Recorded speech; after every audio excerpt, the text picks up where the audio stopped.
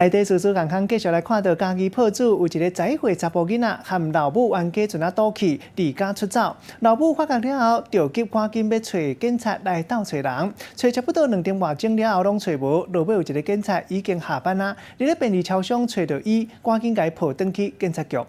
我抱起来了吼。你无看唔到查甫人抱的，唔是水姑娘啊，是一个11岁查甫囡仔。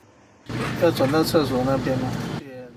交入去超商便所的这个查甫囡仔，就是拄只警察手的抱的迄个囡仔。代志发生伫家己铺子，这个查甫囡仔甲妈妈冤家，结果气甲离家出走，妈妈赶紧报警，找2点外钟拢找无人，尾啊，互已经下班的警察拄到。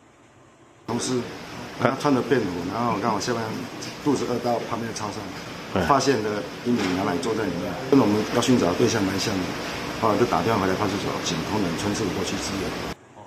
因为查甫囡仔无想要回去，警察就甲抱起来，带伊回去警察局。外面抱起网络了后，网友拢就学了的记者综合报道。